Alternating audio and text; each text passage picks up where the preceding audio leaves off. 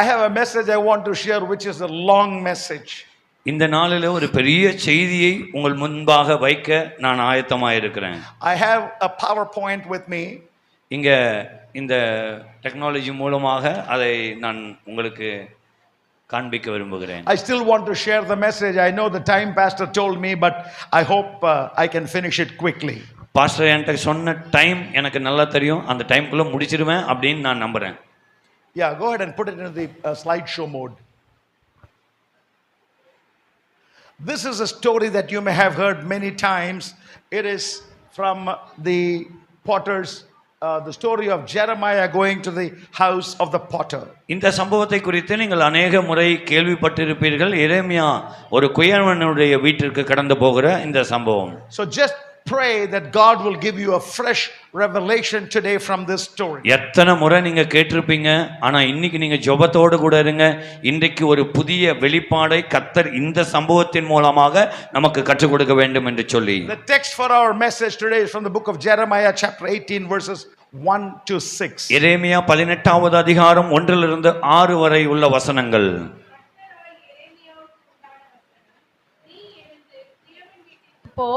அங்கே என் வார்த்தைகளை உனக்கு தெரிவிப்பேன் என்றார். அப்படியே நான் குயவன் வீட்டிற்கு போனேன்.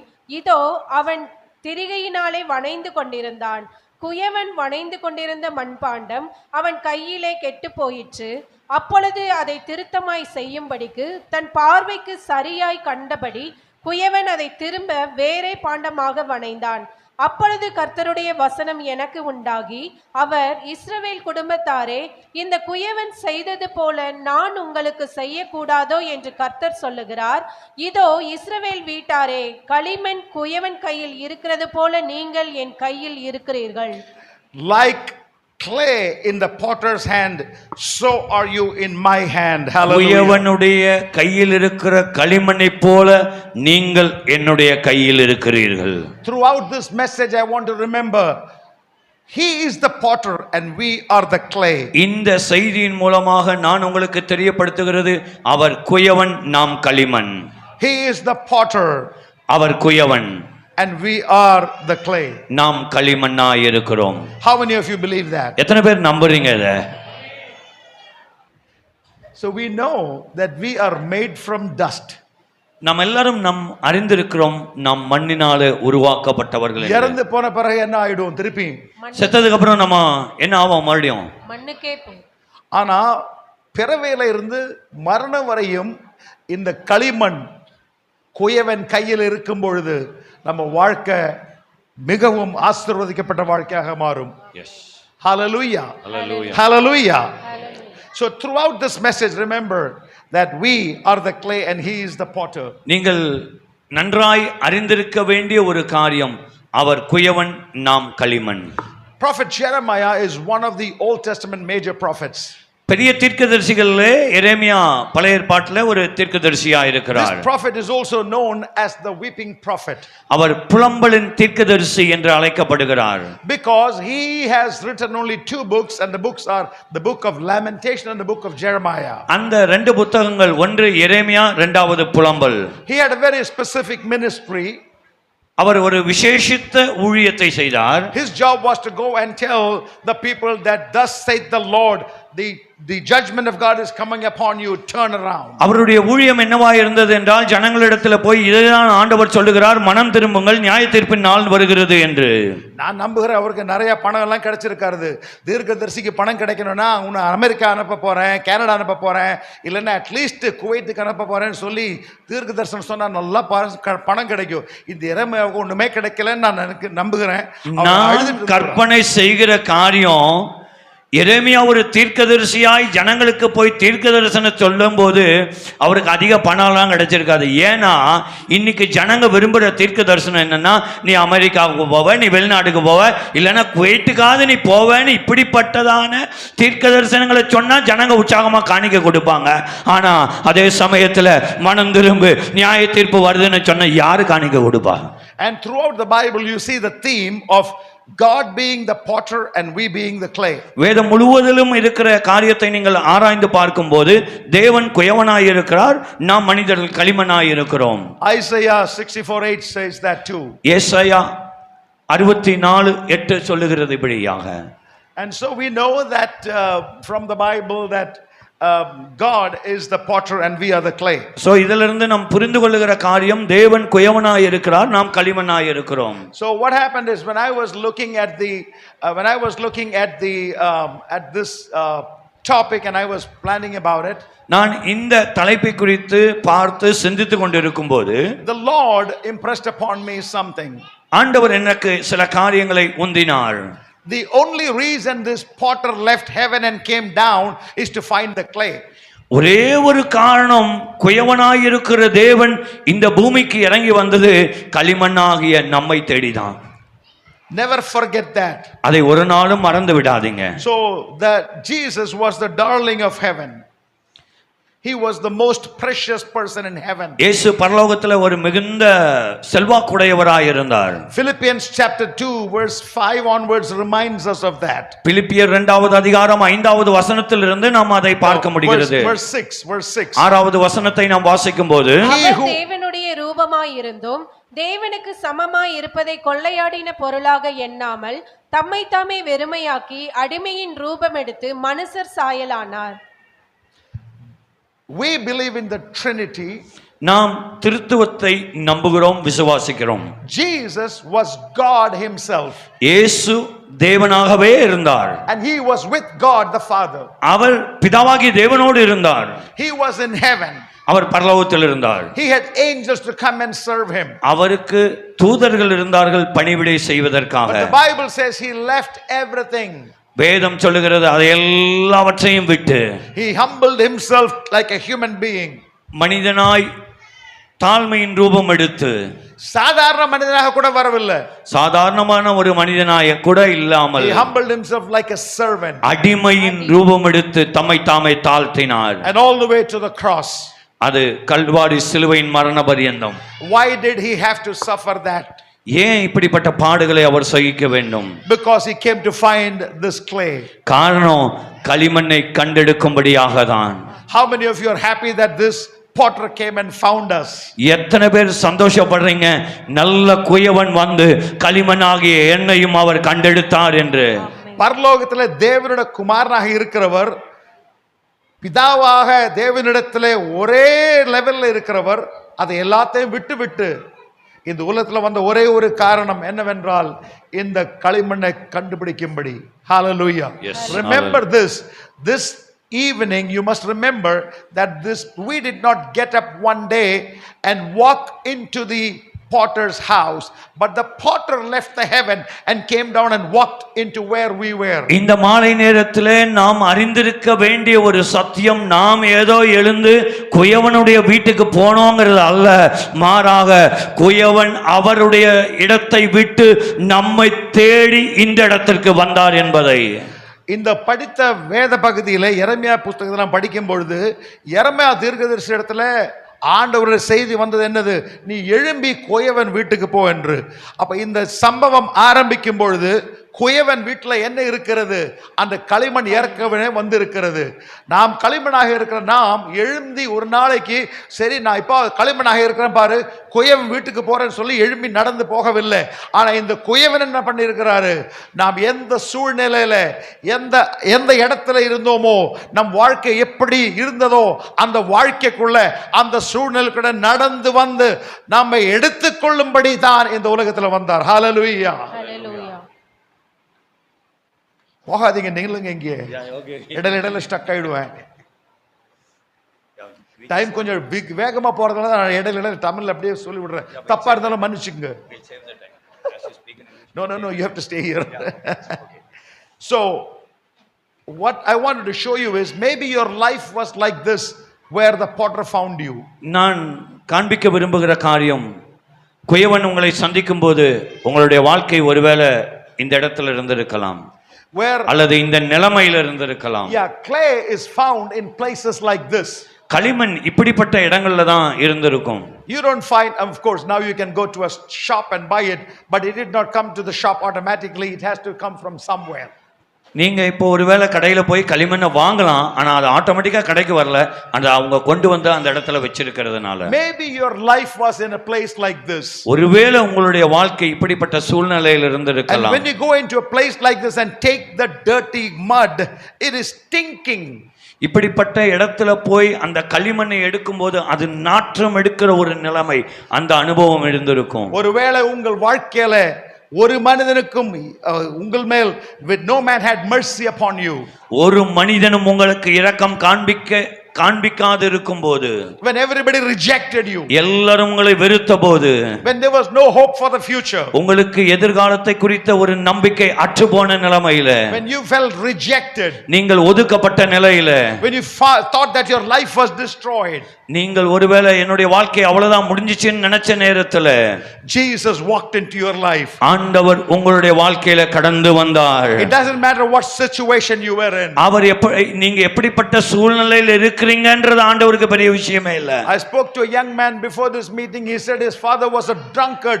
Jesus walked into his drunken life one day. இந்த கூட்டத்திற்கு முன்பாக ஒரு இளைஞனிடம் நான் பேசிக் கொண்டிருக்கும் போது, என்னுடைய தகப்பனார் ஒரு குடிகாரர், அந்த குடிகாரருடைய வாழ்க்கையில இயேசு கடந்து வந்தார் என்பதை அவர் சொன்னார். ஒரு மனிதனும் குடிகாரனோட வாழ்க்கையில போக மாட்டாங்க. என்ன சொல்லுவாங்க? அவன் தானாகவே செய்த தவறு, அதனால அவன் அனுபவிக்கட்டும் அப்படின்னு சொல்லுவாங்க. சொந்த மனைவியா இருந்தாலும் ஹஸ்பண்ட் அப்படிதான் சொல்லுவாங்க. குடிக்கூடாதுன்னு சொல்லிட்டு குடிக்கிட்டு இருக்கும் பொழுது அவன் அங்கதான் கிடக்கட்டும், அவன் தான் குடிச்சானே அப்படின்னு சொல்லுவாங்க. ஆனா அப்படிப்பட்ட நபரையும் எடுத்துக்கொள்ளும்படி இயேசு கிறிஸ்து பரலோகத்தை விட்டு இந்த உலகத்துக்கு வந்திருக்கிறார். ஹல்லேலூயா. கரங்களை தட்டி கர்த்தருக்கு நன்றி. கரங்களை தட்டி நாம் கர்த்தருக்கு மகிமையை செலுத்துவோமா? உங்களோட சூழ்நிலை எந்த சூழ்நிலையா இருந்தாலும் எல்லாருக்கும் ஒரு டிஃபரெண்ட் சூழ்நிலை இருந்திருக்கிறது, டிஃபரெண்ட் பேக்ரவுண்ட் இருந்திருக்கிறது. அந்த பேக்ரவுண்ட்ல ஒரு மனிதனுக்கும் இரக்கம் காட்டாத இருக்கிற அந்த நேரத்தில் நாற்றமடித்த அந்த வாழ்க்கையில இயேசு கடந்து வந்திருக்கிறார். எதுக்காக? இந்த களிமண்ணை எடுத்துட்டு தன் வீட்டுக்கு கொண்டு வரும்படி. இன்றைக்கு நாம் எங்க இருக்கிறோம்? இந்த குயவனோட வீட்டுக்குள்ளே இருக்கிறோம். இந்த குயவனோட வீட்டுக்குள்ள இருக்கும்போது பழைய காரியத்தை மறந்து விடாதீங்க. எங்க இருந்து வந்தீங்க? இன்றைக்கு சுகம் இருக்கிறது, பலன் இருக்கிறது, எல்லாமே இருக்கிறது. இப்படி இருக்கும் பொழுது ஒரு நாள் என்னோட வாழ்க்கை புரோக்கன் லைஃபா இருந்திருக்கிறது, நாற்றமடைந்த வாழ்க்கையாக இருந்திருக்கிறது. அந்த வாழ்க்கையில இந்த குயவன் வந்தனால தான் இன்றைக்கு நம்ம இருக்கிறேன் என்பது ஒருபொழுதும் மறந்து போடக்கூடாது. ஹல்லேலூயா. Let us give thanks to the Lord for that. தேவனுக்கு நாம் நன்றி சொல்லுவோமா இதை நினைத்து? And as maybe your life was dry like this.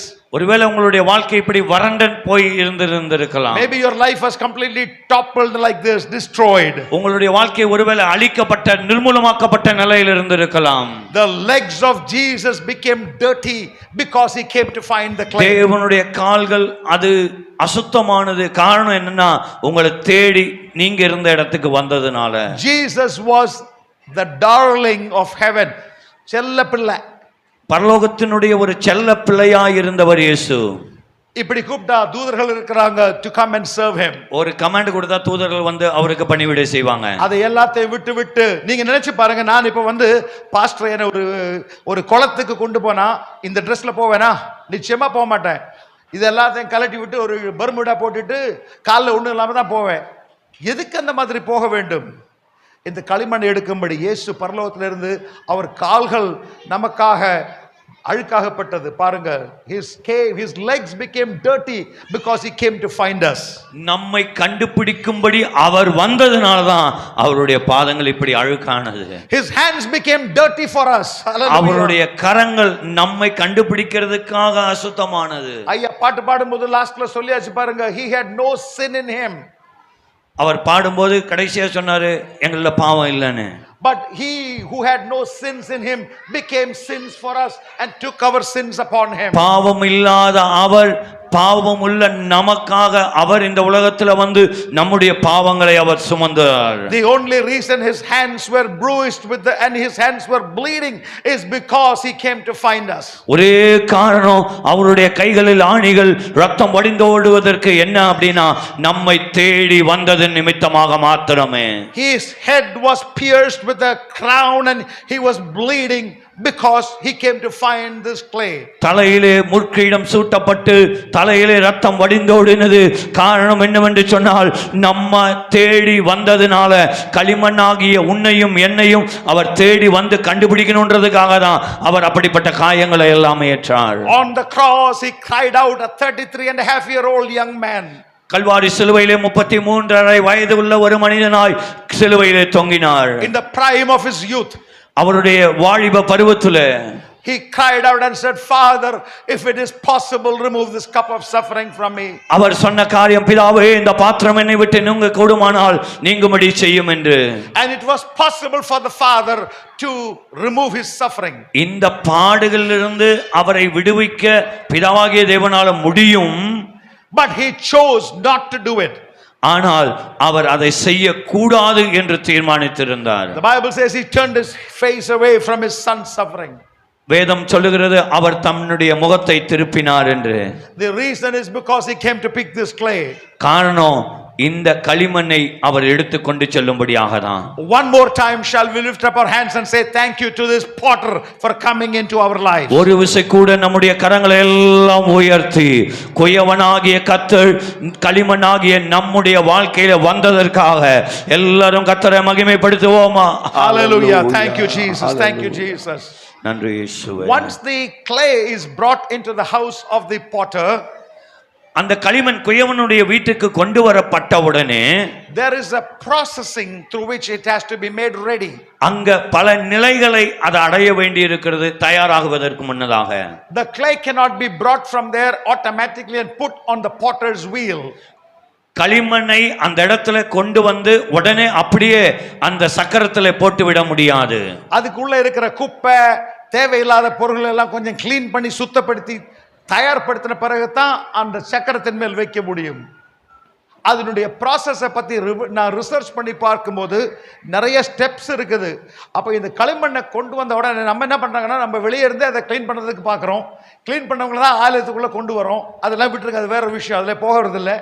ஆனால் ஆலயத்தில் வந்த பிறகு கூட என்ன பண்ணலாம், சிலர் க்ளீனாகப்படலாம். ஆனால் இந்த குயவன் வந்து இந்த நிறையா ப்ராசஸ் படி போகும்போது இதை பற்றி டக்கு டக்குன்னு நான் கொஞ்சம் பிக்சர்ஸ் காட்டுறேன். நீங்கள் என்னோட பிரசங்கம் இருந்தாலும் பிக்சர்ஸ் ஒரு வேளை ஞாபகமாக இருக்கலாம். பாருங்கள், ஃபஸ்ட்டு ப்ராசஸ் வந்து இந்த களிமண்ணை கொண்டு வந்த பிறகு நம்ம ஆட்டா வந்து பூரி அடிக்கிறதுக்கு சப்பாத்தி பண்ணுறதுக்கு குழைக்கிற மாதிரி அதை என்ன பண்ணணும், he has to need it. குயவன் அந்த களிமண்ணை எடுத்து கொண்டு வந்த உடனே பல நிலைகள் வழியாக அதை கடத்தி சென்று அதுக்கு பிற்பாடு தான் அந்த சக்கரத்தில் வைப்பார். அதில் நீங்கள் படத்தில் பார்க்குற மாதிரி, ஒருவேளை என்னுடைய செய்தியை நீங்கள் மறந்தாலும் இந்த படங்களை நீங்கள் மறக்க மாட்டீங்க. ஸோ அதனால தான் இந்த படங்களை போட்டு உங்களுக்கு காண்பிக்கிறேன். முதல் நிலை பார்க்கும்போது அதை நன்றாய் பிசைகிற ஒரு அனுபவம். புதுசாக விசுவாசத்தில் வந்த உடனே நம்ம என்ன நினைக்கிறது, பிரச்சனை எல்லாம் போயிடுத்து இனிமேல் சுகமாக இருக்க போகிறோன்னு. ஞானஸ்நானப்பட்டு ஒரு வாரம் கூட ஆகலை, கர்த்தர் நம்ம என்ன செய்யறாரு, பேசிக்கிறாரு. பேசித்தாலும் பரவாயில்ல, ஆண்டவர் பேசித்திருந்தால் ப்ராப்ளமே கிடையாது. நம்ம நன்மைக்காகத்தான், நமக்கு தீங்காக ஒன்றும் செய்ய வரவில்லை அவர். He will not do anything to harm us. But as long as it is the hand of God that is putting pressure on me and needing me, brothers and sisters, yield to the hand of God. Allow the hand of God to mold you. என்னுடைய அருமையான சகோதரனே சகோதரியே, உங்களுடைய வாழ்க்கையில பிரச்சனைகள் கடந்து வரும்போது அது தேவன் அனுமதிக்கிற காரியம் என்று சொன்னால் அதற்கு நீங்க முழுமையா விட்டு கொடுங்க. எந்த அளவுக்கு கர்த்தர் உங்களை உருவாக்கணும்னு விரும்புகிறாரோ அந்த அளவுக்கு அவர் உங்களை புடமிடுவார். பாஸ்டர் ப்ராப்ளம் வருது, நான் ஒரு 2 வாரம் தான் ஆச்சு ஞானஸ்நானம் பண்ணிட்டு, என்ன பாஸ்டர் அதெல்லாம் ப்ராப்ளம் போடுன்னு நினச்சி இப்போ ப்ராப்ளம் வந்துட்டே இருக்கு சொல்கிறீங்களே. பாஸ்டர் சொல்லுவார், ப்ராப்ளம் இல்லை, நல்ல பாஸ்டர் தானே, ஒரு நாள் உபவாசம் எடுத்து ஜெபிங்க அப்படி சொல்லுவார். ஒரு நாள் உபவாசம் எடுத்து ஜெபிச்சிட்டாரு, அந்த ப்ராப்ளம் போயிடுச்சு. டக்குன்னு பார்த்தா அடுத்த என்ன பண்ணுறாருன்னா, சப்பாத்தி உருட்டுற மாதிரி ஃப்ளாட் பண்ணுறாரு இந்த குயவன். என்னை போல் சூப்பர்னெல்லாம் ஆன பிறகு ஏதோ ஒன்று ஆயிட்டேன்னு நினச்சிட்டு இருப்பேன், கொஞ்சம் அப்படியே கொஞ்சம் ப்ரௌடாக நடந்துட்டு இருப்பேன். டக்குன்னு என்ன பண்ணுறாரு, ஏய் நீ வெறும் மண்ணாங்கட்டி தான் சொல்லிட்டு அவர் கருத்து என்ன பண்ணுவார், கீழே போட்டு ஃப்ளாட் பண்ணி விட்டுருவார். அப்போ தான் தெரியுது ஏதோ பெரிய சூப்பர்னு 7 நாட்கள் 7 தேசங்களோட இருக்கிற அமெரிக்காவில் இருக்கிற அமெரிக்கன் பாஸ்போர்ட், அதெல்லாம் மண்ணாங்கட்டிப்பா, நீ ஒன்று சாதாரண மனிதன் சொல்லி என்னை ஞாபகப்படுத்துகிற என்ன பண்ணுவார், அந்த குயவன் உருட்டி ஃப்ளாட் பண்ணிடுவார். உங்க வாழ்க்கையில் எப்பயாவது அந்த மாதிரி கர்த்தர் செஞ்சிருந்தா அவருக்கு நன்றி செலுத்துங்க. ஏன் தெரியுமா? அவர் உங்களை பயன்படுத்தும்படி உங்களை அந்த சக்கரத்தின் மேல் வைத்து கரக்கி கரக்கி கரக்கி நல்ல ஒரு பாத்திரமாக மாற்றும்படி விரும்புகிறார். அதுக்குள்ள இருக்கிற ப்ராசஸ் தான் எந்த ப்ராசஸ் கடத்தி விட்டாலும் கர்த்தாவே நன்றி நன்றி நன்றி என்று நாம் சொல்லிக்கொள்ள வேண்டும். ஏனென்றால் இந்த குயவனுக்கு தெரியும் உன்னை எந்த ப்ராசஸ் மூலமாக விட்டா தான் அந்த சக்கரத்தின் மேல் வைக்கும் போது நீ நல்ல பாத்திரமாக வரப்போகிறது என்று. Thank you Lord Jesus. கொஞ்சம் ஃபிளாட்டிங் எல்லாம் முடிச்ச பிறகு சரி பாஸ்டர் சொல்றாரு 3 நாள் உபவாசம் போட்டாச்சு, அந்த ப்ராப்ளம் போயிடுச்சு. இப்போ பிஞ்சிங் ஆரம்பிச்சு. என்ன தெரியுமா? எல்லாம் நன்றாக போகுது. இந்த இந்தியாவில் இருக்குதா, அமெரிக்காவில் இந்த பிஞ்சிங் எல்லாம் கிடையாது. இங்கே தான் புது புது துணி போட்டால் இப்போ கூட பண்ணுறாங்களா நியூ பிஞ்ச் இல்லை இல்லை அது சின்ன பசங்களுக்கெல்லாம் செய்கிற மாதிரி. ஆனால் புது சட்டையெல்லாம் போடும்போது நியூ பிஞ்சு சொல்லுவாங்களா, அதெல்லாம் இருக்குது இப்போ கூட இல்லையா? ஓகே, நான் மறந்துட்டேன். ரொம்ப நாளாக அமெரிக்காவில் 40 வருஷமாக இருக்கேன், அதெல்லாம் மறந்துட்டேன். ஆனால் இடையில நம்ம என்ன பண்ணுறது, அமெரிக்காவில் எங்களுக்கு பாருங்க லைஃப் இன்சூரன்ஸ் செத்து போனால் பணம் கிடைக்கும், வீட்டுக்கு இன்சூரன்ஸ், வீட்டுக்குள்ளே ஏதாவது இடிஞ்சு விழுந்தா வீட்டுக்கு இன்சூரன்ஸு, பல்லுக்கு இன்சூரன்ஸு, கண்ணுக்கு இன்சூரன்ஸு, காதுக்கு இன்சூரன்ஸு, எல்லாத்துக்குமே இன்சூரன்ஸு. எதுக்கு தேவை? எதுக்கு ஜெபிக்கணும்? ஏதாவது வந்தால் டக்குன்னு போயிடலாமே அங்கே இப்படி மறந்துட்டு இருக்கும்போது நீங்கள் பார்த்துருங்க இல்லைங்க, ஸ்கூட்டரில் போகும்போது டக்குன்னு சடம் பேக் பண்ணால் இயேசுவை என்ன கூப்பிடுவோம் இல்லையா? அதே மாதிரி இடையில ஒரு சின்ன ஒரு பிஞ்சிங். எதுக்கு தெரியுமா? கர்த்தர் இப்போ கூட இருக்கிறாரு, நீ அவர் மேல் நம்பிக்கையில் தான் இருக்கணும், அவர் தான் உன்னை எல்லாம் பாதுகாத்தாருன்னு ஞாபகப்படுத்துறதுக்கு ஒரு சின்ன பிஞ்சிங். புரியுதா உங்களுக்கு? ஸ்கூட்டரில் போகிறவங்களுக்கு டக்குன்னு போட்ட என்ன சொல்றீங்க? கெட்ட வார்த்தை சொல்லி கணவனை திட்ட போகிறீங்களா, இல்லை நீங்கள் இயேசுவை கூப்பிட போகிறீங்களா? விசுவாசியாக இருந்தால் இயேசுவே தான் கூப்பிடுவோம். இயேசுவே ஐயா அப்படின்னு கூப்பிடுவாங்க. எங்கள் அம்மாவை பஸ்ஸில் போனாலும் டக்குன்னு பிரேக் போட்டால் இயேசுவேன்னு கூப்பிடுவாங்க. அப்போது பிஞ்சிங் இடையில கொடுப்பாங்க. பிஞ்சிங் எல்லாம் முடித்த பிறகு இன்னொரு மெத்தட் இருக்கு பாருங்க, கோன். அதாவது நம்ம கோன் ஷேப்பில் அதை அந்த மாவை அந்த இது களிமண்ணை கோன் ஷேப்பில் போட்டுருவாங்க. கோன் ஷேப்பில் போட்ட பிறகு அதை கட் பண்ணுவாங்க. கட்டிங் அண்ட் ஸ்லைசிங்னு ஒரு ப்ராஜெக்ட் இருக்குது, ஒரு ப்ராசஸ். இந்த கட்டிங் அண்ட் ஸ்லைசிங் எதுக்கு செய்கிறாங்கன்னா, அதுக்குள்ள vacuum is hidden inside that. அது களிமண்ணுக்குள்ள ஒருவேளை அந்த காற்று அடைந்திருக்கலாம். Those vacuums you cannot see the vacuum. அந்த காற்றை நீங்க பார்க்க முடியாது, அந்த காற்று வெற்றிடம். But the potter knows if he puts the clay with air bubbles inside and when he moves it on the potter's wheel, the clay will crack and break. குயவனுக்கு நன்றாக தெரியும் அந்த வெற்றிடத்தோடு கூட அந்த களிமண்ணை அந்த சக்கரத்துல வைத்து சுற்றும் போது அது ஒருவேளை கிராக் ஆகிறதுக்கான வாய்ப்புகள் இருக்கிறதுன்றத. அந்த ஏர் பாக்கெட்ஸ் இருக்கு பாரு, டக்குன்னு அந்த ஏர் பாக்கெட் அடிச்ச உடனே இது கிளே அப்படியே போயிடும், பிரேக் ஆயிடும். அதுக்கு என்ன பண்றாருன்னா, அந்த ஏரை பபிள்ஸை ரிலீஸ் பண்றதுக்கு கட் பண்ணி விட்டுருவாரு. கட் பண்ணும்போது டக்குன்னு அது இறங்கி போயிடும். இந்த ஏர் பபிள்ஸ் என்ன தெரியுமா? நீங்க யாரும் உங்க கண்ணால பார்க்க முடியாத என்னோட வாழ்க்கைக்குள்ள, என்னோட இதயத்துக்குள்ள இருக்கிற பாவம், பொறாமை, பிரச்சனை, இதெல்லாமே உள்ள இருக்கிறது யாரும் பார்க்க முடியாது. யாரும் ஏர் பபிள்ஸை பார்க்க முடியாது கண்ணால. ஆனா இந்த குயவனுக்கு தெரியும், உனக்கு இருதயத்துல நீ யோசிக்கிறதுக்கு முன்னாலே தெரியும் நீ என்ன யோசிக்க போற என்று. Nothing is hid before God. தேவனுக்கு முன்பாக மறைவானது ஒன்றுமே இல்லை. How many of you believe that? Hallelujah. எத்தனை பேர் அதை நம்புறீங்க? ஞான உள்ளது போல என்னை அறிகிற தெய்வம். ஹalleluya. நான் இருக்கிற பிரகாரமாகவே என்னை அறிகிற ஒரு தெய்வன் இயேசு. பாஸ்டர் இடத்துல, கணவன் இடத்துல, பிள்ளைகள் இடத்துல, வேலை செய்யற இடத்துல, மற்றவர்கள் நண்பர்கள் இடத்துல நம்ம நன்றாக இருக்கலாம். ஆனா உனக்கு உள்ளுக்குள்ள என்ன இருக்கிறது என்று நன்றாக அறிகிற ஒரு தேவன் இருக்கிறாரு. அவர் முன்னால எல்லாமே என்ன, everything is open and naked before him னு வசனம் சொல்லுகிறது. அவருக்கு முன்பாக எல்லாம் வெளியரங்கமும் நிர்வாணமுமாய் இருக்கிறது என்று வேதம் சொல்லுகிறது. இந்த குயவன் என்ன பண்ணுவானா, இந்த கிளே, இந்த களிமண்ணை கட் பண்ணி அதையெல்லாம் ரிலீஸ் பண்ணி விடுவார். அப்ப நம்ம உள்ளுக்குள்ள இருக்கிற எல்லாத்தையும் கிளீன் பண்ண தான் இந்த குயவன் அந்த சக்கரத்தின் மேல் வைத்து நல்ல மனோகரமான பியூட்டிஃபுல் பாத்திரமாக மாற்ற முடியும். பாருங்க, எனக்கு கட் பண்றது பிடிக்காது. இப்போ புதுசா தேங்க் காட் புதுசா ஆபரேஷன் பண்றதுக்கு சின்ன ஹோல் போட்டுட்டு கீ ஹோல்னு சொல்லி அப்படியே போட்டு எல்லாம் போய் கண்டுபிடிக்கிறாங்க, அதுக்கு நன்றி. ஆனா பழைய காலத்துல ஆபரேஷனை அறுத்து விட்டுருவாங்க, டேபிள் மேல போட்டுருவாங்க, 2 மணி நேரம் 3 மணி நேரம். அப்புறம் 1 மாசம் 2 மாசத்துக்கு வலிக்கும், ஏன்னா ஸ்டிச் போட்டிருக்காங்க. இப்போ அதெல்லாம் கிடையாது. ஆனா இந்த குயவன் நம்மளை கட் பண்ணா பரவாயில்ல. ஏன் தெரியுமா? இந்த குயவனுக்கு கட் பண்ண மட்டும் இல்ல, அதை சேர்த்து ஒன்றாக்கவும் தெரியும். ஹalleluya. இந்த குயவன் கட் பண்ணி டேபிள்ல விட்டுட்டு போயிட மாட்டாரு.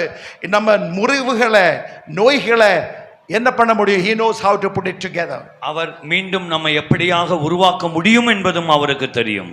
So if it is the hand of the potter that is cutting you, say it's okay Lord because you are doing it for my good. குயவனுடைய கரம் ஒருவேளை நம்மளை துண்டிக்கும் என்று சொன்னால் நாம் தேவனுக்கு நன்றி சொல்ல வேண்டும். காரணம் நம்மை உருவாக்கும்படியாக தான் அதை செய்கிறாரு. ஸ்டெப்பா ஒவ்வொரு ப்ராப்ளமா மாறி மாறி போயிடுச்சு. பாஸ்டர் கிட்ட சொல்லியாச்சு. பாஸ்டர் கடைசியில் வந்து 1 நாள், 3 நாள், 7 நாள், இப்போ 17 நாள் ஆயிடுச்சு. இப்போ வந்து 21 நாள் உபவாசம் போட்டிருக்கிறாரு. அது முடிச்ச உடனே இந்த சக்கரத்தின் மேல இந்த இந்த இந்த களிமண்ணை வச்சுட்டு எல்லாமே போயிட்டு பாஸ்டர் ரொம்ப சந்தோஷம் சொல்லி சர்ச்சில் சாட்சி கூட சொல்லிட்டீங்க. அதுக்கு அடுத்த வாரம் என்ன தெரியுமா? களிமண்ணை வந்து அந்த குயவன் சக்கரத்தின் மேல வச்சுட்டு கறக்காரு. ஐயோ இது என்னப்பா ஸ்பின்னிங், அப்படியே ஸ்பின் பண்ணிட்டு இருக்கீங்க. என்னப்பா வாழ்க்கையில மீண்டும் சுத்திக்கிட்டே இருக்காரு. ஒரு பிரச்சனை போய் ஒன்று மாறி 3 நாள் ஃபாஸ்டிங், 7 நாள் ஃபாஸ்டிங், 21 நாள் ஃபாஸ்டிங், எப்படியோ பிரச்சனைலாம் முடிஞ்சிச்சேன்னு நினைச்சா கடைசியில் இப்போ அவர் அந்த சக்கரத்தில் வச்சு சுத்திக்கிட்டு இருக்கிறாரு. தேவ பிள்ளைகளே, உங்கள் வாழ்க்கையில உங்களுக்கு இப்படியே சுத்திட்டு இருக்கிற மாதிரி தோன்றினாலும் பரவாயில்ல. ஏன் தெரியுமா? இந்த குயவனுடைய கைகளுக்குள்ள இருந்து தான் நீங்க சுத்திட்டு இருக்கீங்க. ஹalleluya, ஹalleluya. இந்த இந்த இந்த சக்கரத்தினோட ஸ்பீடை கண்ட்ரோல் பண்றது யார் தெரியுமா? குயவன் தான். காலை வச்சு தான் கண்ட்ரோல் பண்றான். நீங்க எவ்வளவு சுத்திட்டு இருந்தாலும் குயவனோட வீட்டுக்குள்ள இருக்கிறீங்க, நம்பர் 1. 2வது, குயவன் கைக்குள்ள நீங்க வந்து இருக்கிறீங்க. அப்படியே சுத்தி அப்படியே ஆர்பிட்ல போயிட மாட்டீங்க. அவர் கைகளுக்குள்ள தான் நீங்க சுத்திட்டு இருக்கிறீங்க. மட்டும் இல்லைங்க, இந்த சுத்தலோட ஸ்பீடை கண்ட்ரோல் பண்றது யாரு? நம்ம தேவன். ஹalleluya, ஹalleluya, ஹalleluya. நம்ம வாழ்க்கையில எந்த அனுபவத்தில் நாம் போனாலும் ஒன்று மறந்து விடாதீர்கள். இந்த குயவன் உங்களை தனக்கு போதித்தபடி, தன்னுடைய சித்தத்தின்படி, தனக்காகவே நம்மளை ஆயத்தப்படுத்தி கொண்டிருக்கிறார், தயாராக்கி கொண்டிருக்கிறார், டிசைன் பண்ணி கொண்டிருக்கிறார். கரங்களை உயர்த்தி தேவனுக்கு நன்றி செலுத்துவோமாக. இது முடிச்ச பிறகு சில நேரத்தில் இந்த குயவன் ஒரு ஷார்ப், ஒரு சின்ன ஒரு ஷீட், ஒரு அயன் டூல் எடுத்துட்டு என்ன பண்ணுவார்னா, அந்த பாத்திரக்கு தேவையில்லாத எக்ஸ்ட்ரா களிமண் இருக்கு பாரு, அதை அப்படியே ஷார்ப்பான ஒரு இன்ஸ்ட்ருமெண்ட் வச்சு அப்படியே எடுத்து விட்டுருவாரு.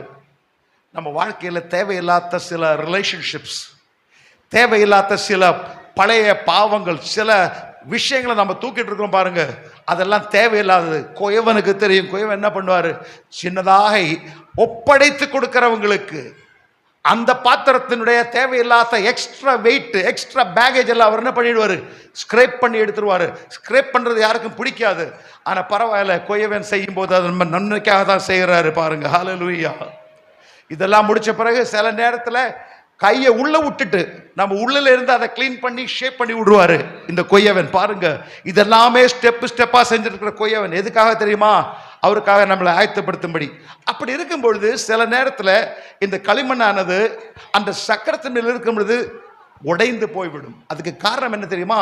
அது காஞ்சி விட்டது, ட்ரை ஆகி போய்விட்டது. அப்பொழுது இந்த குயவன் என்ன செய்வானா, கொஞ்சம் தண்ணி எடுத்து அது மேலே அப்படியே ஊற்றும் பொழுது அந்த கிளே ஆனது சாஃப்டாக மாறி குயவன் விரும்புகிற ஷேப்பில் அது மாறும்படி உதவும். இந்த தண்ணி என்னத்தை காட்டுறது? பரிசுத்த ஆவியானவரே, நம்ம வாழ்க்கையில் இருக்கிற the dryness of our life, நம்முடைய வாழ்க்கையில காய்ந்து போன அந்த நிலைமை மாறுவதற்கு, வறண்ட நிலைமை மாறுவதற்கு, the uselessness of our life, நம்முடைய தேவையில்லாத காரியங்கள், those things that stops us from being used by God, நாம் தேவனால் பயன்படுத்த முடியாதபடிக்கு தடை பண்ணுகிற காரியங்கள், those things that makes us powerless, நம்மை செயலற்றவர்களாய் மாற்றுகிற அந்த காரியங்கள், அதை மாற்றும்படி என்ன தேவை? நமக்கு பரிசுத்த ஆவியானவர் தேவை. ஹalleluya. Without the Holy Spirit you cannot do anything. பரிசுத்த ஆவியானவருடைய துணை இல்லாமல் நீங்கள் ஒன்றும் செய்ய முடியாது. Jesus said, go into the world and preach the gospel and make them disciples. இயேசு சொன்ன காரியம், நீங்கள் உலகமெங்கும் போய் சுவிசேஷத்தை பிரசங்கித்து ஜனங்களை சீஷராக்குங்கள். But he said, before you go to Jerusalem, wait in the upper room for the promise of the Holy Spirit. அந்த காரியத்தை சொல்லுவதற்கு முன்னதாக சொன்னார், நீங்கள் எருசலேமில் போய் பிதாவின் வாக்குத்தத்தம் நிறைவேறுவதற்காக காத்திருங்கள் என்றார். We call ourselves ourselves Pentecostals. அதை தான் நாம் பெந்தெகோஸ்தேக்காரர்கள் என்று சொல்லுகிறோம். Because we have the power that came upon the people on the day of காரணம் Pentecost. அந்த நாளிலே தான் பரிசுத்த ஆவியானுடைய வல்லமை ஜனங்கள் மேல் ஊற்றப்பட்டது. But then there are some Pentecostal brethren believers too. That means Pentecostal by name but no power of the Holy Spirit. ஆனால் இந்த நாட்களில் நாம் பார்க்கும்போது பேரளவில் பெந்தெகோஸ்தேக்காரர்கள் என்று சொல்லி ஆனால் அவர்களுக்குள்ளே தேவாவியானுடைய செயல்பாடுகள் அற்ற நிலை காணப்படுது. Thank God for the Holy Spirit. பரிசுத்த ஆவியானவருக்காய் நாம் தேவனுக்கு நன்றி சொல்லுவோம். It is our counselor. அவர் நம்முடைய ஆலோசனை கர்த்தர். It is the one who guides us in the right way. அவர் நம்மை சரியான பாதையிலே நடத்துகிறவர். He is the comforter. அவர் நம்மை தேற்றுகிறவர். Thank you Lord for the Holy Spirit. பரிசுத்த ஆவியானவருக்காக ஆண்டவரே உமக்கு நாங்கள் நன்றி If செலுத்துகிறோம். you have never received the filling of the Holy Spirit, ஒருவேளை பரிசுத்த ஆவியானுடைய வல்லமை நீங்கள் பெற்றுக்கொள்ளாது இருப்பீர்களானால் let me urge you to wait upon the Lord. நீங்கள் தேவனுக்கென்று காத்திருந்து 2026, if you give it to me Lord, I want to be filled with the Holy Spirit. ஆண்டவரே ஒருவேளை 2026 ஆண்டிலே நான் பிரவேசிக்கும் போது பரிசுத்த ஆவியானுடைய வல்லமையினால் நிரப்பப்பட வேண்டும் என்ற ஒரு தாகத்தோட வாஞ்சையோடு கூட நீங்கள் காணப்பட The வேண்டும். Holy Spirit is given freely to all those who ask Him. யாரெல்லாம் தேவனுடைய சமூகத்தில் பரிசுத்த ஆவியானவரை வாஞ்சித்து கேட்கிறார்களோ அவர்களுக்கெல்லாம் இலவசமாய் தேவனை தருகிறார். When you get the Holy Spirit, your life will change. பரிசுத்த ஆவியானவரை நீங்கள் பெற்றுக்கொள்ளும் போது உங்களுடைய வாழ்க்கை மாறும். This morning somebody preached about, Pastor Jackie preached about Peter and his change in his life when he got the Holy Spirit. இந்த நாள் காலை வேளையில பாஸ்டர் ஜாக்கி அவர்கள் பிரசங்கிக்கும் போது சீமோன் பேதுருவினுடைய காரியத்தை குறித்து பேசினார். பரிசுத்த ஆவியை பெற்றுக்கொண்டதற்கு பிற்பாடு அவருடைய நிலைமை என்னவாய் மாறினது என்பதை 3 வருட காலம் இயேசுவோட நடந்து இயேசு செய்த அற்புதங்களை அடையாளங்களை பார்த்து விட்டவன் இதோ சில பெண் பிள்ளைகள் முன்னால சொல்றாரு, இயேசு அவர் யார், அவரை எனக்கு தெரியாது சொல்லி 3 முறை அவர் என்ன பண்றாரு, மறுதலித்து விட்டுருக்கிறாரு. அதே பேதுரு கொஞ்சம் முன்னுக்கு போனீங்கன்னா அந்த பரிசுத்த ஆவியானவருடைய வல்லமை பெற்ற பிறகு ஒரே பிரசங்கத்திலே அதே மீன் பிடிக்கிற மனிதன், அவனுக்கு லாங்குவேஜ் கிடையாது, அவனுக்கு கிராமர் கிடையாது, ஆனா அந்த பரிசுத்த ஆவியானவருடைய வல்லமையினால என்ன பண்ணியாச்சு, ஒரே பிரசங்கத்தில் 3000 பேர்கள் கர்த்தரை ஏற்றுக்கொண்டாங்க. பாருங்க, இந்த பரிசுத்த ஆவியானவர் என்ன விதமான மாற்றுதல் நம் வாழ்க்கையில வருத்த முடியும். தேவ பிள்ளைகளுக்கு தேவையானது பரிசுத்த ஆவியானவருடைய ஒரு இன்ஃபெல்லிங் தான் தேவை. பரிசுத்த ஆவியானவரை நாம் பெற்றுக்கொள்வது தேவ பிள்ளைகளுக்கு மிகவும் அவசியமான ஒரு காரியம். Your pastor always talks about the need for a revival. உங்களுடைய ஊழியக்காரர் எழுப்புதலுக்கான ஒரு தேவையை குறித்து எப்பொழுதும் பேசிக்கொண்டே இருக்கிறார். எழுப்புதல மனிதன் கொண்டு வர முடியாது. எழுப்புதலை சாதாரணமான ஒரு மனிதன் கொண்டு வர முடியாது. இந்த கடைசி நாள்களில் எழுப்புதல் தேவையாக இருந்தால் தேவ பிள்ளைகள் பரிசுத்த ஆவியானவர் மேல் நம்ப வேண்டும், பரிசுத்த ஆவியானவரை பெற்றுக்கொள்ள வேண்டும், பரிசுத்த ஆவியானவரோட வல்லமையில கிரியை செய்ய வேண்டும். அப்பொழுது தான் எழுப்புதல் நடக்க முடியும். எத்தனை பேர் நம்புறீர்கள்? ஹalleluya. கர்த்தாவே 2026 let me see a revival. ஆண்டவரே 2026 ஆண்டிலே நான் ஒரு எழுப்புதலை காணட்டும். Use me as part of the revival. ஜெபிங்க ஒவ்வொருத்தரும். ஆண்டவரே என்னை ஒரு கருவியாக நீங்க பயன்படுத்தும். கர்த்தாவே எழுப்புதல் தேவை, பாஸ்டர் மூலமாக பாஸ்டர் அம்மா மூலமாக வர்றது அப்படின்னு இல்லை. எழுப்புதல் என்னிலே ஆரம்பிக்க வேண்டும். That must be your prayer.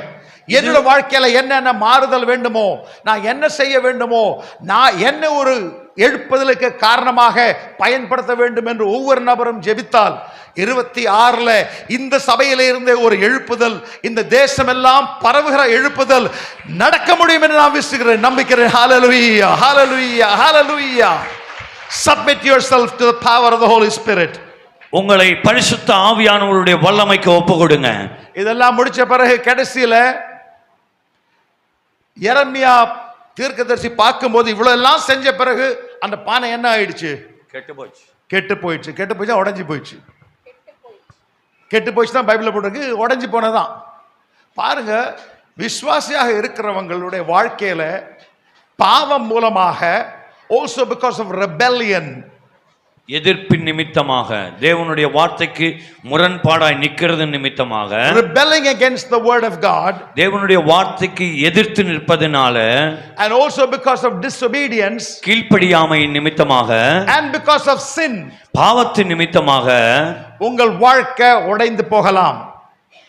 ஒருவேளை நாம் யோசிக்கிறது உண்டு, பாஸ்டர் நான் சர்ச்சுக்கு வரேன், காணிக்கை கொடுக்கிறேன், தசம வீதம் கொடுக்கிறேன், உபவாசத்து கூட்டத்துக்கு எல்லாம் வரேன், ஆனாலும் என் வாழ்க்கை ஏன் உடைந்து இருக்குதுன்னு கேட்டீங்கன்னா நீங்களாகவே do a self examination. நீங்களே உங்களை சுய பரிசோதனை செய்து கொள்ளுங்கள். Maybe there is a hidden sin in your life. ஒருவேளை மறைமுகமான பாவங்கள் உங்களுக்குள் இருக்கலாம். Or maybe you are rebelling against God. ஒருவேளை நீங்கள் தேவனுக்கு எதிராய் எதிர்த்து நிற்கிறவர்களாய் இருக்கலாம். So even if you are in church, your life could be broken. நீங்கள் ஒருவேளை ஆலயத்துக்குள்ள இருந்தாலும் கூட உங்கள் வாழ்க்கை உடைக்கப்பட்ட நிலைமையில் இருக்கும். இந்த பிரசங்கம் கம்ப்ளீட் பண்ண போகிறது இல்லை, பிகாஸ் டைமை பற்றி எனக்கு ரொம்ப தெரியும். முடிக்கிறதுக்கு 3 மினிட் தான் இருக்குது பாஸ்டர் சொன்ன டைம். பாஸ்டர் சொன்ன டைமுக்கு இன்னும் 3 நிமிஷம் தான் இருக்கு. ஆனால் இந்த பிரசங்கம் போயிட்டே இருக்கும், அதனால I want to bring it to a stop at this point. இந்த செய்தியை இந்த ஒரு குறிப்போடு கூட நான் முடிக்க விரும்புகிறேன். நான் இந்த இந்த இந்த பிரசங்கத்தை ஆயத்தப்படுத்தும் பொழுது பரிசுத்த ஆவியானவர் என்னிடத்தில் இப்படி பேசியிருக்காரு பாருங்க.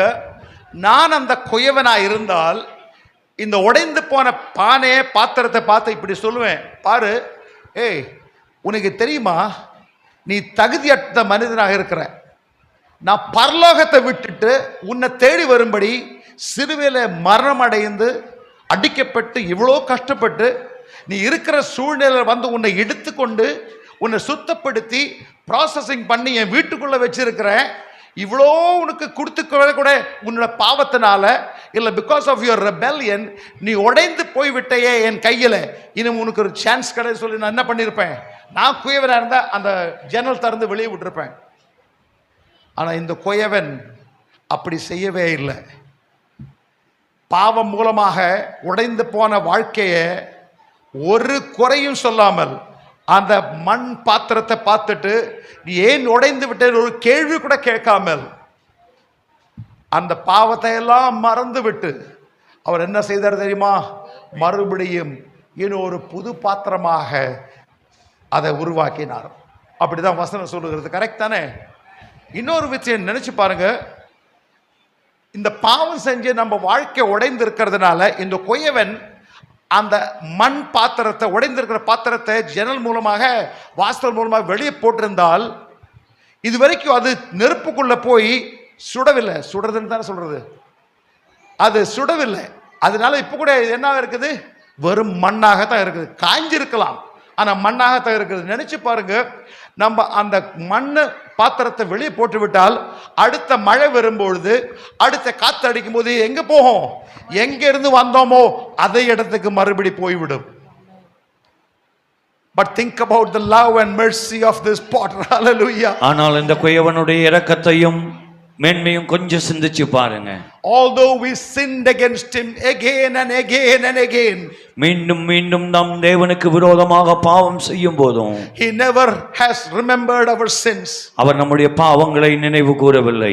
He has forgotten our sins. நம்முடைய பாவங்களை எல்லாம் அவர் மறந்தார். He forgives us again and again and மீண்டும் again. மீண்டும் மீண்டும் நம்முடைய பாவங்களை எல்லாம் நமக்கு மன்னிக்கிறார். He did not throw us out, நம்மை வெளியே தூக்கி எறிந்து விடவில்லை. but he kept us in his hand. ஆனாலும் அவருடைய கரத்தின் நிழலிலே தான் நம்மை மறைத்து வைத்திருக்கிறார். நிறைய மக்கள் என்ன செய்வாங்க, அவங்க வாழ்க்கையில உடைந்த அனுபவத்தில் வரும்பொழுது அவர் சர்ச்சை விட்டு போயிடுவாங்க, தேவ சமூகத்தை விட்டு போயிடுவாங்க. இன்றைக்கு நைட்ல நான் சொல்றேன் பாருங்க, உங்கள் வாழ்க்கை உடைந்ததாக உங்களுக்கு தோன்றிவிட்டால் அந்த உடைந்திருக்கிற நேரத்தில் ஆண்டவரிடத்திலிருந்து தூரம் போகாம ஆண்டவரிடத்தில் ஓட வேண்டும். ஹalleluya. Run unto God because he can make you into a new vessel. Hallelujah. உங்களுடைய வாழ்க்கையில ஒருவேளை உடைக்கப்பட்ட நிலைமையில நீங்கள் இருப்பீர்கள் என்று சொன்னால் ஆண்டவரை விட்டு நான் விலகி தூரமா போறேன்னு சொல்லி ஆண்டவர் வேண்டான்னு சொல்லி ஓடிடாம மீண்டும் ஆண்டவருடைய சமூகத்தில் ஓடி வந்து ஆண்டவரே நான் உம்முடைய கரத்தில் இருக்கிறேன் என்று சொல்லி உங்களை தேவனுடைய சமூகத்தில் நீங்கள் அர்ப்பணிக்கும் போது மீண்டும் உங்களை உருவாக்கி உங்களை நடத்துவதற்கு அவர் உண்மை உள்ளவராய் இருக்கிறார். In your brokenness do not fight and rebel against God. உங்களுடைய உடைக்கப்பட்ட நிலைகள் வரும்போது நீங்கள் தேவனுக்கு எதிராக முறுமுறுக்காதீங்க. Run into God's presence. தேவனுடைய பிரசன்னத்துக்குள்ள ஓடிவாங்க. Now think with me for one more minute. ஒரு நிமிஷம் கூட என் கூட நீங்க இதை சிந்திங்க. இந்த உடைந்திருக்கிற பாத்திரமாகிறது இப்ப கூட யாரோட கையில் இருக்கிறது? இந்த குயவன் கையில் இருக்கிறது. உங்க வாழ்க்கை உடைந்திருந்தாலும் எவ்வளவு நேரம் நீங்கள் அந்த குயவன் கையிலே இருக்கிறீங்களோ இந்த குயவன் கையில் இருக்கும் பொழுது பாதுகாப்பு இருக்கிறது. ஹalleluya. வசனம் சொல்லுகிறது, என் கையிலிருந்து யார் உங்களை எடுத்து விடும் அப்படின்னு கேட்கிறாரு.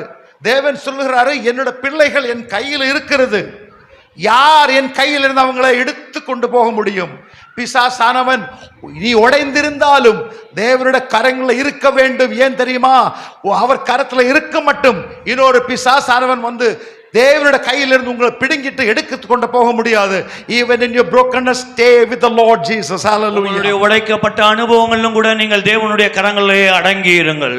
Because he wants to make you into a new vessel. காரணம் அவர் உங்களை ஒரு புதிய பாத்திரமாய் வணைந்து கொள்ள விரும்புகிறார். He wants to help you in your broken state. நீங்கள் உடைக்கப்பட்ட நிலையில் இருக்கும்போது உங்களுக்கு உதவி செய்வதற்கு அவர் வாஞ்சியுள்ளவராய் He இருக்கிறார். cares for you.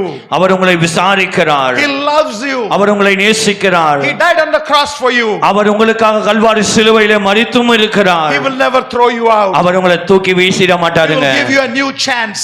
அவர் மறுபடியும் உங்களுக்கு ஒரு புதிய வாய்ப்பை He கொடுக்கிறார். want to make you into something better. அது உங்களுடைய நிலையிலே ஒரு மாற்றத்தை, முன்னேற்றத்தை கொடுக்கிறதுக்கு ஆண்டவர் விரும்புகிறார். Remember, you are in the hands of God. ஞாபகம் வைத்துக் கொள்ளுங்க, நீங்க தேவனுடைய கரத்துக்குள்ள இருக்கிறீங்க. In the presence of God. தேவனுடைய பிரசன்னத்துல, In the house of God. தேவனுடைய வீட்டுல, There is safety in that presence. அங்க தேவனுடைய பிரசன்னத்துல உங்களுக்கு பாதுகாப்பு இருக்கிறது. There is blessings in the house of அங்க God. தேவனுடைய வீட்டிலே ஆசீர்வாதங்கள் இருக்கிறது. There is eternal life in the house of God. தேவனுடைய வீட்டிலே நித்திய ஜீவன் இருக்கிறது. There is hope for you in the house of உங்களுக்கு God. நம்பிக்கை இருக்கிறது தேவனுடைய வீட்டில. Because you are still in the hands of God Almighty. காரணம் நீங்கள் சர்வ வல்லவருடைய தேவனுடைய கரத்துக்குள்ளதான் நீங்க இருக்கிறீங்க. He can change your life around. உங்களுடைய வாழ்க்கையை மாற்ற அவரால முடியும். But if you leave God's presence, ஒருவேளை நீங்க தேவனுடைய பிரசன்னத்தை விட்டுட்டு விலகி போயிட்டீங்கன்னா the enemy can come and get you. சத்ருவானவன் வந்து உங்களை பிடிச்சிட்டு போயிடலாம். So this evening, if you are broken in your life, இந்த மாலை நேரத்தில் ஒருவேளை உடைக்கப்பட்ட நிலைமையில நீங்கள் இருப்பீர்கள் என்று stay in the சொன்னால் hands of God. கர்த்தருடைய கரத்துக்குள்ள நீங்க இருங்க. And the Bible says that he made it into a new vessel. வேதம் சொல்லுகிறது அவர் ஒரு புதிய பாத்திரமாய் வணைந்து கொண்டார். And in the church, in Romans, in Jeremiah 17:4 and in Romans 9:21, you see that there are many vessels in the house. எரேமியா 17வது அதிகாரம் 4வது வசனம் மற்றும் ரோமர் 9வது அதிகாரம் 21வது வசனத்தில் நாம் பார்க்கும்போது தேவனுடைய வீட்டிலே அநேக பாத்திரங்கள் இருக்கிறது. எல்லாரும் வந்து நம்ம சுரேஷ் பாஸ்டர் மாதிரி லீன் அண்ட் தின்னாக இருக்க முடியுமா?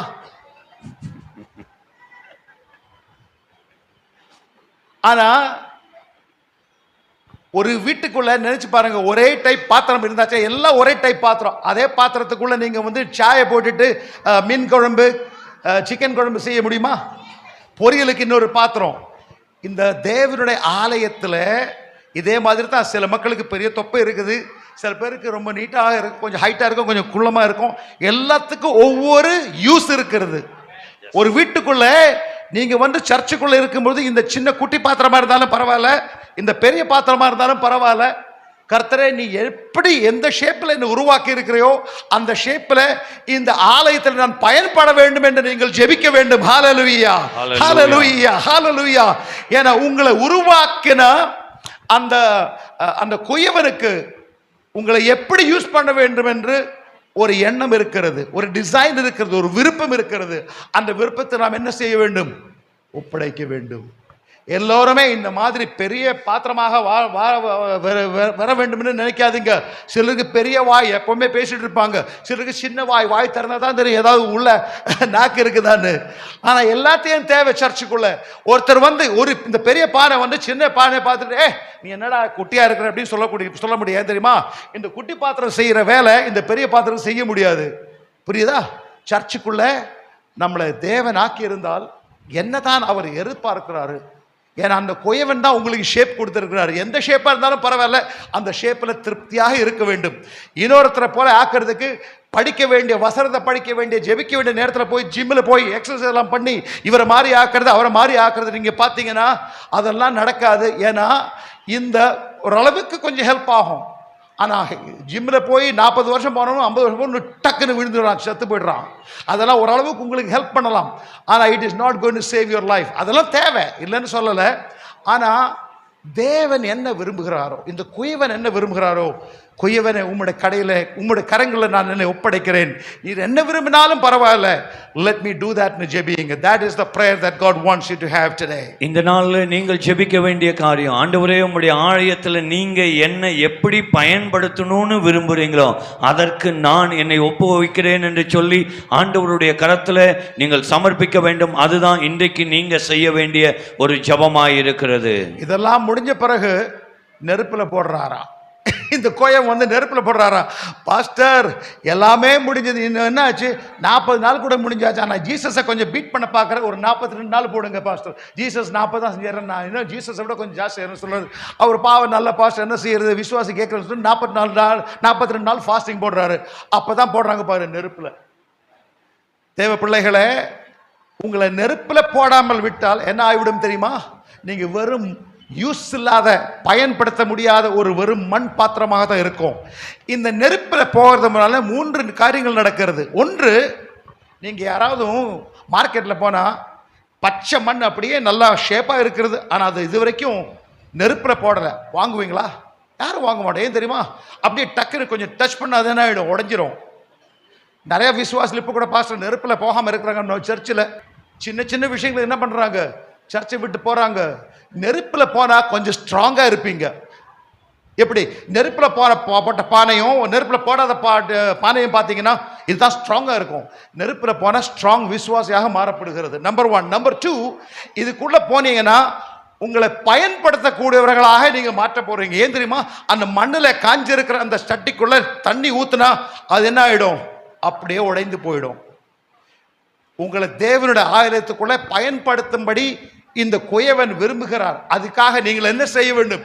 இந்த நெருப்பு மூலமாக you have to go through the fire. நீங்கள் அக்னியின் வழியாக, பரிசோதனையின் வழியாக கடந்து போக வேண்டியிருக்கு. Once you go through the fire, number 1, you become valuable. இந்த அக்னியின் வழியாக நீங்கள் கடந்து போகும்போது நீங்கள் மதிப்புடையவர்களாய் மாறுகிறீர்கள். People are willing to pay a price and buy you. ஜனங்கள் அதிக விலை கொடுத்து வாங்குவதற்கு விரும்புவாங்க. And number 2, you become useful.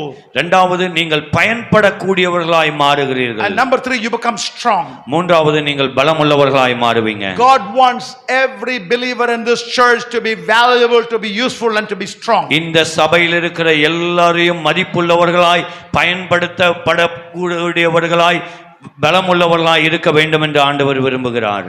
குயவனே, உங்களுக்கு தெரியும் என்னோட நிலைப்பாடு எப்படின்ட்டு.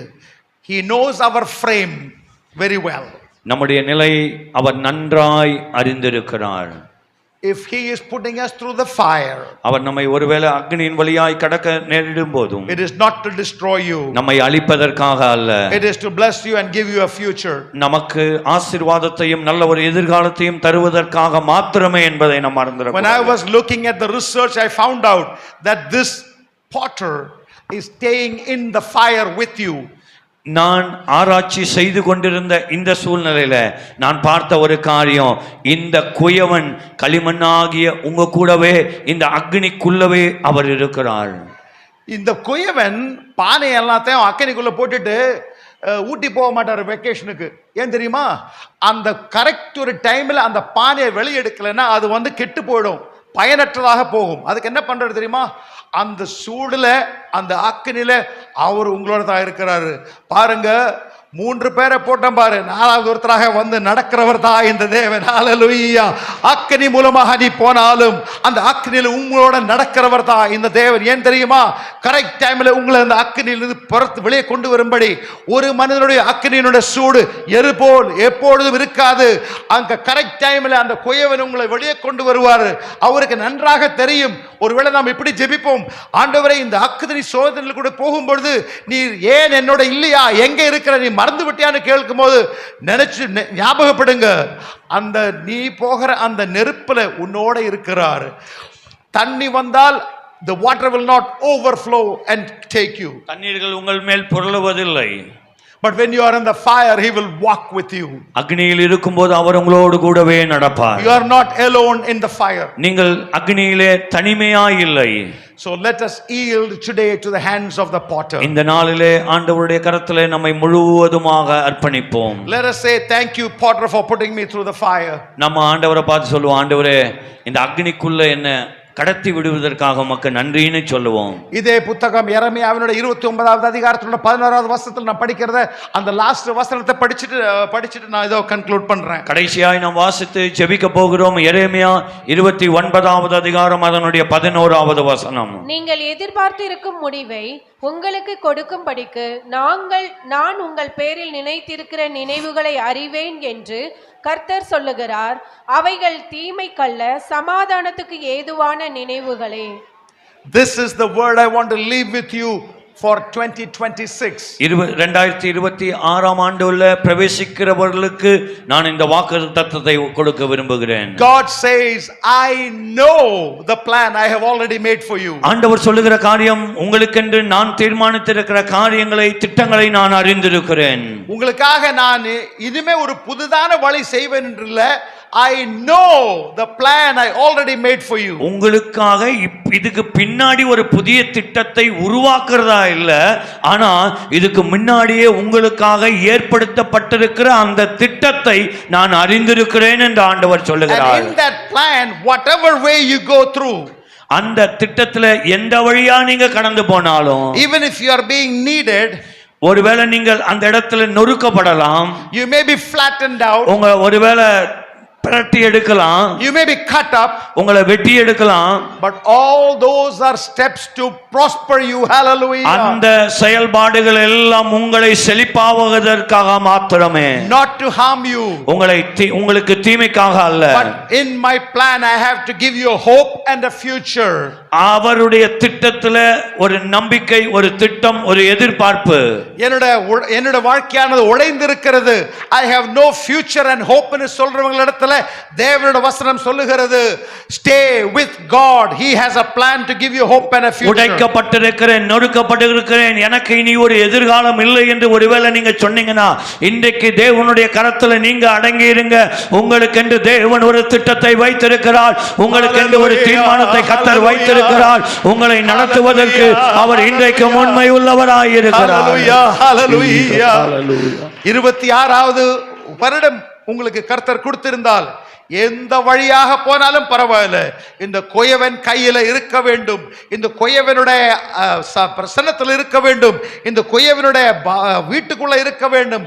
அப்படி இருந்தால் எந்த வழியாக போனாலும் பரவாயில்லை, ஆண்டவரே நீர் எனக்காக நன்மைக்காக இதெல்லாம் செய்ய போறீங்க என்று உங்களுக்கு புரிய போகிறது. ஹல்லேலூயா, ஹல்லேலூயா, ஹல்லேலூயா.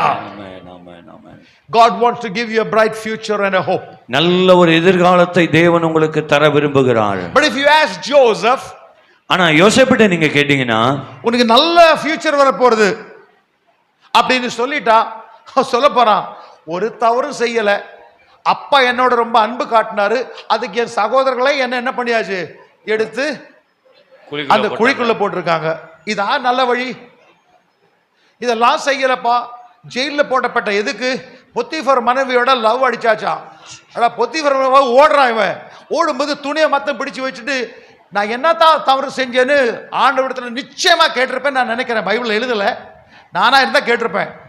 இந்த அளவுக்கு பாருங்க, தியாகம் செஞ்சு உண்மையோட உன்னை பின்பற்ற எனக்கு ஏன் இந்த மாதிரி ஒவ்வொன்றுக்கு பின்னால தொந்தரவு வருகிறது என்று கேட்டால், அப்போது இந்த வசனத்தை கொடுத்து அவர் நம்ப மாட்டார். சொல்றாரு, இந்த மாதிரி வழியில போய் உனக்கு நல்ல ஃபியூச்சர்னா இதெல்லாம் வேண்டாம் அப்படின்னு தான் சொல்லுவாரு கஷ்டத்துல போகும்போது. ஆனா தேவ பிள்ளைகளே, உங்களுக்கு ஒரு ஃபியூச்சர் இருக்கிறது. இஸ்ரவேல்ல போய் உங்கள் சகோதரர்களுக்காக உன்னை பெரியவராக்கும்படி நான் விரும்புகிறேன் என்று கர்த்தர் சொல்லுகிறார். ஆனா அந்த வழி மூலமாக போகும்போது நாம் என்ன பண்ண வேண்டும் தெரியுமா? Open up your eyes to see by faith and not by sight. உங்களுடைய பார்வை விசுவாசத்தினால் இருக்க வேண்டும். ஆனால் பார்த்து கண்ணால பார்க்கிற விஷயங்களை பார்க்கும் பொழுது விசுவாசம் டவுன் ஆயிட்டே போகும். live by faith and not by sight. நீங்கள் விசுவாசத்தினாலே நீங்கள் வாழ வேண்டும்.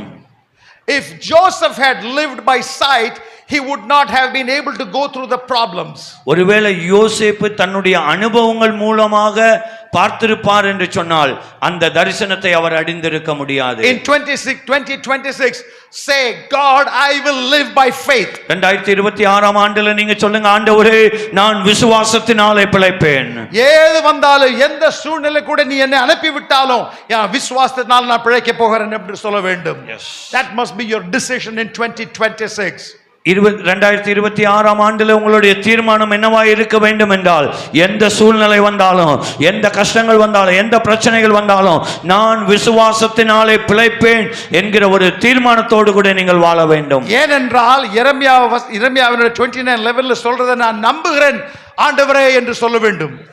எரேமியா 29:11 சொல்லப்பட்ட வார்த்தைகளை நான் நம்புகிறேன் ஆண்டவரே என்று சொல்லி நீங்கள் தீர்மானத்தோடு கூட காணப்பட வேண்டும். God, I believe in you, I trust in you. ஆண்டவரே நான் உம்மை நம்புகிறேன், நான் உம்மை விசுவாசிக்கிறேன். Let this be the promise for 2026. 2026 ஆண்டிலே இது எனக்கு ஒரு வாக்குத்தத்தமாய் காணப்படட்டும். As you go through problems, remember what God is going to do for you. பிரச்சனைகள் வழியாய் நான் கடந்து போகும்போது ஆண்டவரே நீர் எனக்காக செய்ய போகிற காரியங்களை நான் பார்க்க போகிறேன். But what you see may have no inclination of a bright future. ஆனால் நீங்கள் பார்க்கும்போது உங்களுடைய சூழ்நிலை ஒரு கடுகு அளவு கூட நன்மைக்கு ஏதுவானதா இல்லாமல் இருக்கலாம். You will say, ஒருவேளை யாருக்கும் என்ன ஹெல்ப் பண்ண முடியாத ஒரு சூழ்நிலை அப்படி இருக்கும்போதுதான் என்னது தேவனால எல்லாம் கூடும். ஹalleluya.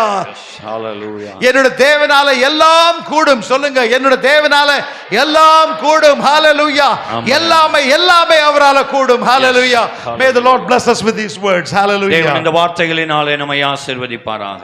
நன்றி. கரங்களை தட்டி நம்ம ஆண்டவரை சந்தோஷப்படுத்துவோம். அதுபோல பாஸ்டர் அவர்கள் வரும்போது 3 மிஷனரிமார்கள் ஃபாரினர்ஸ் கூட்டு வரேன்னு சொல்லி இருந்தாங்க. அதுவும் நம்ம அவங்களுக்கு ஒருத்தருக்கு கால் ஆப்ரேஷன் பண்ண வேண்டி இருந்ததுனால அதுவும் வர முடியாமல் போச்சு. பரவாயில்ல, அடுத்த முறை அவங்க வருவதற்கு ஆண்டவர் கிருபை செய்வார். பிரசங்க ஆசீர்வாதமாக இருந்ததுன்னு ஒரு அல்லேலியா சொல்லுங்க. எனக்கு புரிஞ்சுது அப்படின்றவங்க முதல்ல ஒரு அல்லேலியா சொல்லுங்க. ஒப்பு கொடுத்து நாமும் ஆண்டவருக்காக வாழலான்றவங்க ஒரு அல்லேலியா சொல்லுங்க. அப்படியே எழுந்த நில்லுங்க. அல்லேலூயா. வெறுமையான கண்களை மூடி ஒப்பு கொடுங்க பார்க்கலாம். வெறுமையான பாத்திரம் நான் வெறுத்து தள்ளாமலே நீரம்பி வழியும் பாத்திரமாய் வணைந்து கொள்ளுமே. வேதத்தில் காணும் பாத்திரமெல்லாம் இயேசுவை போற்றிடுதே.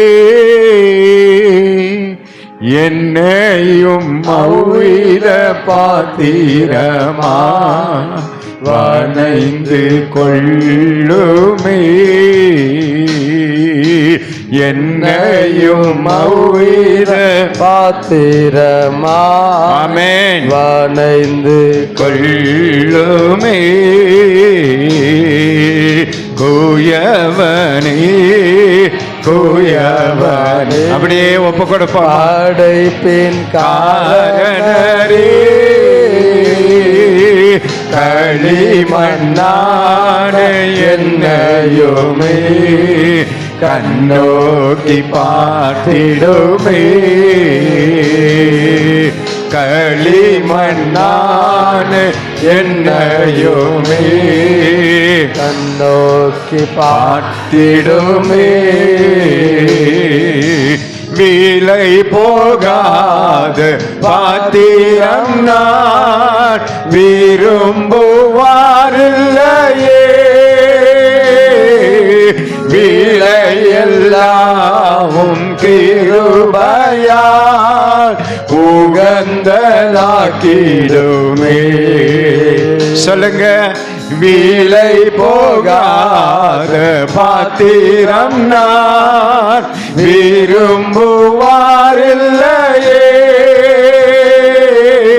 விலையெல்லாமும் கிருபையால் உகந்ததாக்கிடுமே.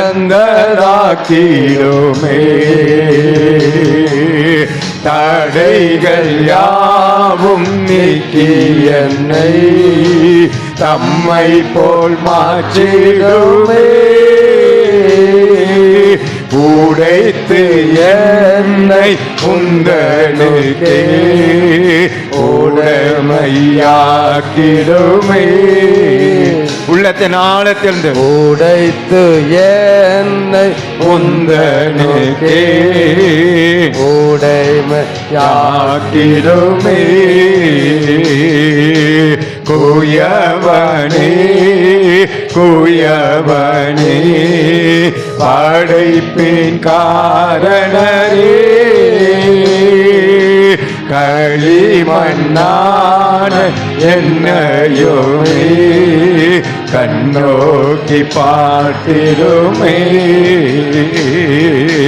மண்ணாசையில் நான் மயங்கியே மெய்வழி விட்டகன்றே, கண் போன போக்கை பின்பற்றினே கண்டேனில்லை இன்பமே. சொல்லுங்க, மண்ணாசையில் நான் மயங்கியே மெய்வழி விட்டகன்றே, கண் போன போக்கை பின்பற்றினே கண்டேனில்லை இன்பமே. காணாமல் போன பாத்திரம் என்னை தேடி வந்த தெய்வமே,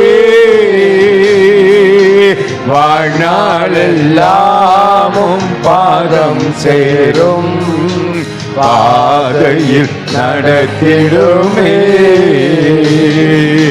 வாழ்நாளெல்லாமும் பாதம் சேரும் பாதையில் நடத்திடுமே.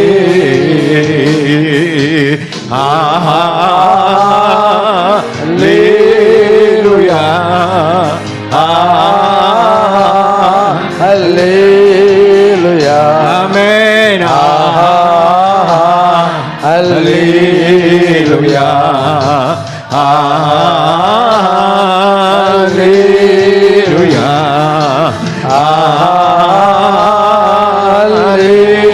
அல்லேலூயா. நல்லவரே, போதுமானவரே, கிருபை நிறைந்தவரே, இரக்கமுள்ளவர், மாறாதவர், மகிமையின் ராஜா.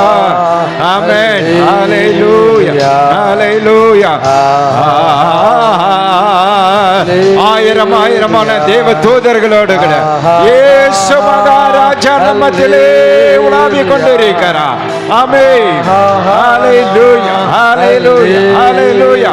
பயப்படாதே, நான் உன்னோடு கூட இருக்கிறேன். திகையாதே, நான் உன் தேவன். நான் உனக்கு சகாய வர பண்ணி நீதியின் வலது கரத்தினால் உன்னை தாங்குவேன் என்று சொன்னவர் இதோ நம்மத்தில் உலாவிக் கொண்டிருக்கிறார். ஆமென். எல்லாரும் கரங்களை தட்டி ஆமென். ஹல்லேலூயா ஆமென்.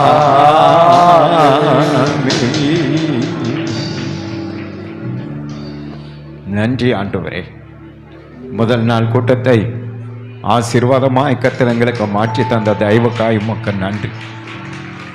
தூர தேசத்திலிருந்து எங்கள் மத்தியிலே கொண்டு வந்து கனத்துக்குரிய போதகரை வல்லமையாய் நீங்கள் பயன்படுத்தின தயவுக்காக உம்மை நன்றியோடு நான் துதிக்கிறேன், ஸ்தோத்திரிக்கிறேன், மகிமைப்படுத்துகிறேன். ஆழமான இந்த சத்தியத்தையும் ஊழியத்திற்கான ஆத்ம பாரத்தையும் கர்த்தனீர் எங்களுக்கு ஏற்படுத்தி தந்த தயவுக்காக உம்மை துதிக்கிறோம், ஸ்தோத்திரிக்கிறோம், மகிமைப்படுத்துகிறோம். ஒரு விஷயம் கூட எங்களை தாழ்த்தி ஒப்பு கொடுக்கிறோம். உடைந்து போயிருக்கிற பாத்திரங்களை மீண்டும் புதுப்பித்து உமக்கு பிரியமான வேறொரு பாத்திரமாய் கர்த்தர் நீங்கள் உருவாக்க போகிறபடி நான் நன்றி. 2026க்குள் கடந்து செல்ல இருக்கிற எங்களையும் ஒரு புதிய பாத்திரமாய், உமக்கு பிரியமான ஒரு பாத்திரமாய், கர்த்தர் பழுதில்லாத ஒரு நல்ல பாத்திரமாய் சபையாராய் எங்களை எல்லாரையும் கர்த்தர் நீங்கள் உருவாக்கி உம்முடைய கரத்தில் எடுத்து நீர் பயன்படுத்த போகிறபடினால் உம்மை நன்றியோடு துதிக்கிறோம், ஸ்தோத்திரிக்கிறோம், மகிமைப்படுத்துகிறப்பா. பவுல் சொன்னது போல மண் பாண்டங்களாய் எங்களுக்குள் கர்த்தர் உம்முடைய கர்த்தாவே வல்லமையை பொக்கிஷங்களை கர்த்தர் வைக்கப் போகிறபடினால் நன்றி. மண் பாண்டங்களாய் எங்களுக்குள்ள உம்முடைய பொக்கிஷங்களை கர்த்தர் நீங்க வைத்து எடுத்து பயன்படுத்த போகிறபடினால் உமக்கு நன்றி. சபையில் ஊழியத்தில் ஒரு பெரிய மாற்றத்தை, ஒரு எழுப்புதலை கர்த்தர் கொண்டு வர போகிறபடினால் உமக்கு நன்றி. பெரியவர்கள், முதியவர்கள், வாலிபர்கள், சிறு பிள்ளைகள் ஒவ்வொருவருக்குள்ளும் இந்த கூட்டத்திற்கு பிறகு ஒரு எழுப்புதலை கர்த்தர் உண்டு பண்ண போகிறபடினால் நன்றி. ஒவ்வொருவருடைய சரீரத்துக்குள்ளும் ஆண்டவரே உம்முடைய வல்லமை, வரங்கள், கிருபைகளை, அபிஷேகத்தை வைத்து கர்த்தர் வல்லமையா எடுத்து பயன்படுத்த போயிருப்படினால் உமக்கு நன்றி.